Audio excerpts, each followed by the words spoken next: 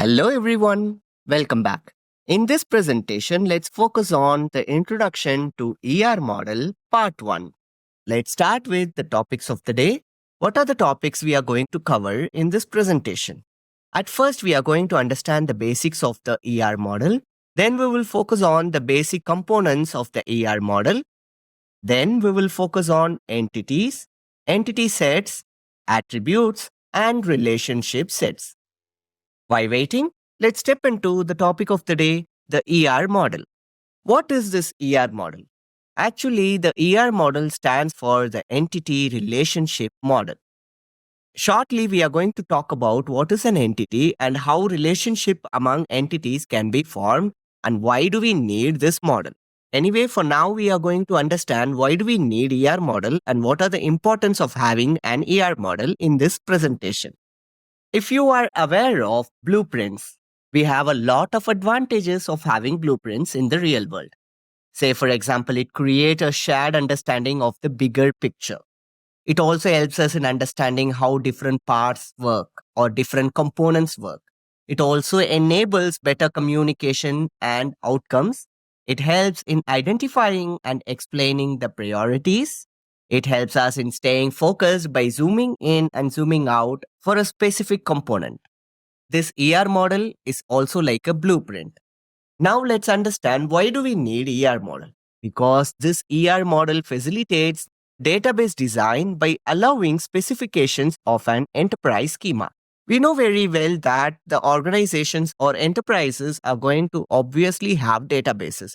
Before constructing the database, we obviously need to understand the exact requirement. Also, we need to allow the specifications that are going to be involved in the design. So exactly ER model helps us in facilitating the database design. How? By allowing the specifications of an enterprise schema. This is like before constructing the building, the engineers, the civil engineers will have a perfect design plan or an approved design plan so that the design plan will help them to exactly implement the construction of the building in a very perfect way as expected. If the design is good, the implementation will be good. At the same time, just like that, we can't go and implement the building construction. So we will plan, we will design, isn't it? ER model is like that. Say, for example, how many relations or tables are required? What are the relationship among the tables? How many columns are there in the tables or how many attributes are there in the table? Which is a primary key attribute? All these things are actually dealt by the ER model because this is developed in the design phase. I hope now you can recollect why did we see the first topic or the first lecture in this chapter. Just correlate this with the first lecture of this chapter, the design phase. I hope now you will be able to understand in the design phase only we are going to construct this ER diagram or we are going to deal with the ER model. So obviously the ER model represents the overall logical structure of a database. And that's why I told you this ER model represents the overall logical structure. So when we look at the ER model itself, we will be able to understand the complete database design. So definitely this is not exactly going to be understandable by the computers, but this is a high level data model where this helps the database designer or the database administrator to understand the overall logical structure of the database. Once this structure is created, it will be definitely easy for the database administrator or the database designer to implement that in the database. Hence, we can say this ER model develops a conceptual design for the database. Obviously, because this is a conceptual design only. I told you this is actually in the database design phase, isn't it? So this ER model develops a conceptual design for the databases. And obviously, we know this is representing the overall logical structure of a database. So this is portrayed as diagrams. The ER model are generally portrayed as diagrams. To be precise, ER diagrams. A picture is worth 1,000 words, which conveys its meaning or essence more effectively than a mere verbal description. ER model is portrayed as diagrams. We are going to deal elaborately about the ER diagrams in the coming lectures. For now, we have just dealt about the ER model and the basics of the ER model. Let's now step into the basic components of the ER model. This is an example ER model, but this is not depicted to have a complete design of the ER model. This is just a part of the ER diagram. Anyway, my intention is just to let you know that an ER diagram, the part of the ER diagram will look like this. Now let's focus on the basic components. Actually, the ER model has three basic components. Number one, the entity sets. Number two, the attributes. And number three, relationship sets. Let's focus on entity sets. Before understanding entity sets, we need to understand what is an entity. So, the next thing that we are going to understand is what is an entity. After understanding an entity, let's move on to entity sets. So, we are now here in understanding what is an entity. What is an entity? Actually, this entity is a thing or object in the real world. If you have some knowledge about the object-oriented programming, an object is a real world entity, isn't it? An entity is also like that. It is a real world entity or a real world thing or a real world object. So when I say this is an object or a thing that is in the real world, obviously entity is distinguishable from all other objects because they are the real world entities. Say for example, I'm a different guy, my friend is a different guy, my brother is a different guy, but if we want to represent everyone in one word, we can say person. So each one of us is a person where each one of us is distinguishable from all other persons. So that is what I mean to say entities are real world thing or real world object. Anyway, don't worry about this now. When we see an example, we will be able to understand things elaborately. Let's see an example. An example is each person in an university is an entity. So if we are taking a university as an example database, then in the university database, each person is an entity. So this is a generic way of saying what is an entity. Each person in an university is an entity. So obviously, each person will be distinguishable from all other person in the university, isn't it? An instructor may be a different person, a student may be a different person, staff may be a different entity. So what I mean to say here is each person in an university is an entity. And how each person is identified. It has a set of properties and the values for some set of properties that may uniquely identify an entity. As I told you, each person should be uniquely identified. Only then each person can be distinguishable from all other objects, isn't it? So when we talk about entity, this entity has a set of properties and the values for those set of properties. Say for example, if name is a property, and the value for that name will be different. For me, I have my own name. For my brother, he has his own name. For my friend, he has his own name. I hope things are clear to you now. In this chapter, we are going to demystify everything about the ER model and the ER diagram. So I told you a generic example, isn't it? Each person in a university is an entity. Now let's see an instance. For example, a person may have a person ID property whose value uniquely identifies that person. If you take a relation, in that relation, if you take entity, which is actually person. I told you each person, isn't it? Which is an entity. Now, in that case, the person ID property will uniquely define each person from other person. I mean, it uniquely identify each person from other people. And that's why these entities are distinguishable from all other objects because these entities has a set of properties and values so that we can uniquely identify an entity. I hope you understood the insights about what is an entity. Now let's see what is an entity set. This is the first component in the basic components of the ER model. There are three basic components: the entity sets, the relationship sets, and the attributes. We are now in the entity sets. Let's focus on this entity sets. An entity set is a set of entities. We have already seen about entity, but what we are seeing now is an entity set is a set of entities of the same type. So that share the same properties or attributes. If you take me as an example, my name and age, for example, if I am taking my name and age, if I am considering my brother's name and age, again you see how many columns are here? Two columns I am retrieving: name, age. Similarly, my brother's name and age. But I am considering a set where these two values are there. because they have the same type. If you see, my name is also of the same type as my brother's name. My age is also having the same type as my brother's age. Remember, I'm not talking about the value. My name is different, my brother's name is different, my age is different, my brother's age may be different, but we are talking about the same type or attribute, name attribute, age attribute. So, an entity set is a set of entities of the same type because they share the same properties or attributes. Let's see a formal example now.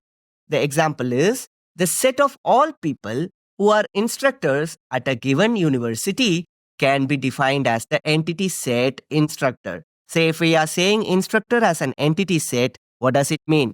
This instructor entity set means this is the set of all people who are instructors. Where? At a given university. Because in that university only, we will be able to exactly have the set of people who are instructors in that university.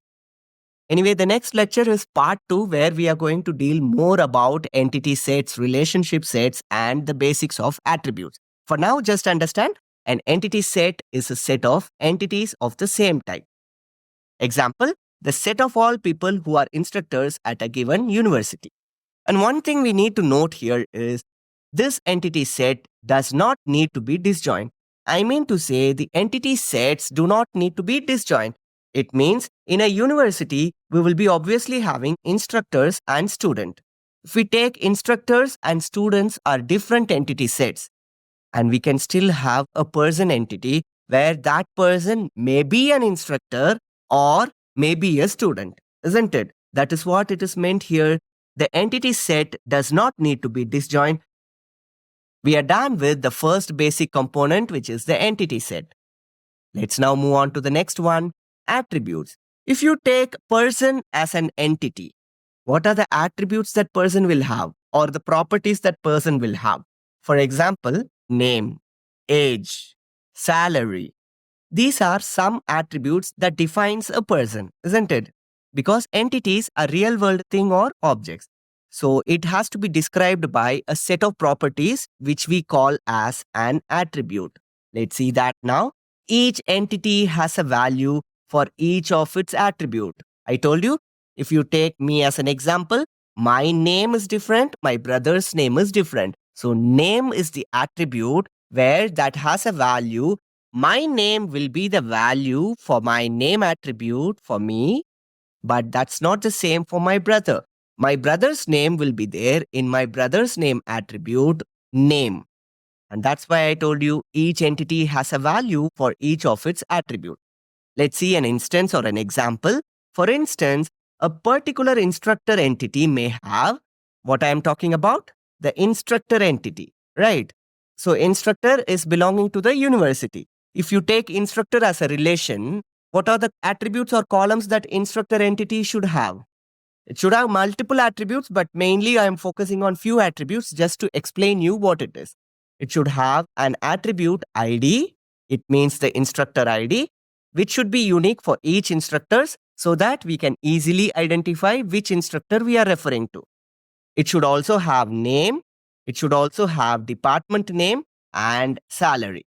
I'm focusing on these 4 attributes for the entity instructor. So this instructor entity will have ID as the attribute, name, department name, and salary as the attributes.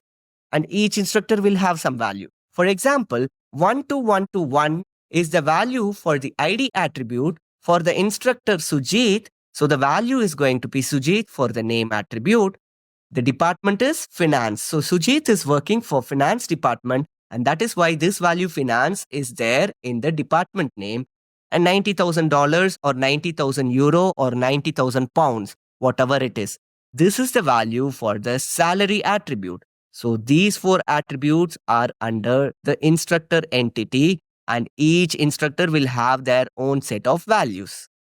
So what I mean to say, each entity has a value for each of its attributes. The attributes are ID, name, department name, and salary. And these are the values which are unique for each person. Remember, multiple instructors may have the same name, or they may be working for the same department, or they may be drawing the same salary. But there should be at least one attribute that uniquely defines each instructor, isn't it? Which is this attribute ID. I hope things are clear to you now. Let's now focus on the last component in the basic components of the ER model, which is the relationship sets. I hope now you can understand what is an entity. An entity is a real world object or a real world thing, and these entities are described by attributes, isn't it? How one entity is related to other entity. That is what relationship and relationship sets is all about. Let's see that now. Let's take two entities, instructor entity and student entity. What I mean to say here is, for the university database, if we are taking instructor as one entity and student as another entity, student will have certain attributes like student name, student ID, student department, etc. For instructor, instructor ID, instructor name, instructor department, instructor salary, etc. How instructor entity and student entities are related. That is what we are talking about in the relationship set. It is actually an association among several entities. How instructor and student are related? That is what relationship sets are all about. Example, advisors. Instructor and student are related with advisors relationship. So instructor advises student. Other examples include borrows. What does it mean? Let's take banking system as an example. Customer loan account. So customer borrows loan, for example. So customer is one entity, loan is another entity. So customer can be related with loan using borrows relationship. Teachers, instructor, class or section. Instructor teaches that particular class, isn't it? So these are the relationship sets. I hope now you can understand what is a relationship set. This is actually an association among several entities. So what I mean to say is, a relationship set is a set of relationships of same type. Because whenever we say it is a set, relationship set or entity set, it is a set of relationship of same type. This is important. Let's see the next point. So this relationship set is actually a subset of E1, E2 up to En, such that this E1 belongs to capital E1, this E2 belongs to capital E2, and En belongs to capital En is a relationship set. What do we mean by this? If you take R is actually a relationship set and this is a subset where this lowercase e1 is a relationship that is belonging to the entity set E1. So lowercase e2 is the relationship belonging to entity set capital E2. So this is how a relationship is actually established. I know things will be unclear at this stage. No worries, I will elaborate about this point in the next presentation. So obviously, an entity set is the part of an entity that plays in a relationship the entity's role. For example, instructor advises student. So instructor is taking the part of the advisor relationship, right? So the part of an entity instructor plays in a relationship is the entity's role. So instructor is playing advisor's relationship or the advisor's role with the student entity. So that's why I mentioned the relationship means it is the part of an entity plays in a relationship is actually the entity's role. The entity's role may be advisors or borrows or teachers or anything. I hope things are clear to you now. We are done with the relationship set as well. Let me now show you the basic components. Can you see here? So if you take this as an entity, this entity is described by attributes such as ID, name, and salary. I told you each entity will be having a unique ID, isn't it? Each person will be having a unique value. So this is a primary key attribute here. And this is the student entity that is described by ID, name, and credits. And how instructor is related with student with the association advises. Instructor advises student.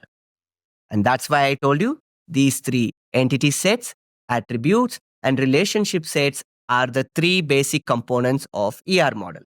So what we have covered in this presentation, the ER model, the basic components, the entity sets, attributes, and relationship sets. I hope the session is informative and thank you for watching.